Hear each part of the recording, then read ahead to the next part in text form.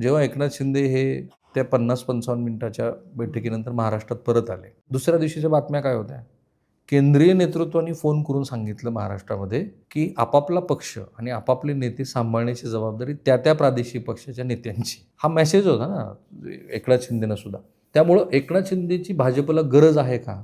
तर ती असली तर ती राष्ट्रीय राजकारणामध्ये. एकनाथ शिंदे पण मुलाखतीत सांगतात, की मी एन-डी-एचा क्रमांक 3चा महत्त्वाचा आहे, की 2चा म्हणतात आणि मी राष्ट्रीय नेत्याबरोबर बसतो, विच इज ट्रू. सो त्या कॉन्टेक्स्टमध्ये त्यांचं राष्ट्रीय पातळीवरचं महत्त्व भाजप कायम ठेवेल.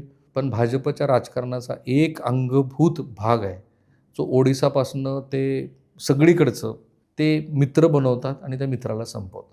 आधी ते त्याच्या खांद्यावर चढतील आणि नंतर त्याला त्या वामनासारखं पाताळात गाडतील. त्याची कल्पना एकनाथ शिंदेना पण आहे, कारण त्यांच्या अनेक लोकांशी बोलल्यानंतर आपल्याला ते लक्षात येतं. आत्ताच्या कॉन्टेक्स्टमध्ये एकनाथ शिंदेंचं भाजपला असलेलं महत्त्व हे राष्ट्रीय पातळीवरती आहे. राज्याच्या पातळीवरती तर संख्याच अशी आहे, की तिथं एकनाथ शिंदेंनाच कॉम्प्रोमाईज करत चालावं लागेल आणि जे अधूनमधून फ्रिक्शन दिसतं नाही ते ह्याचंच द्योतक आहे, की त्यांनाही त्याचं रिअलायझेशन झालेलं आहे, की नंबर्स असे आहेत.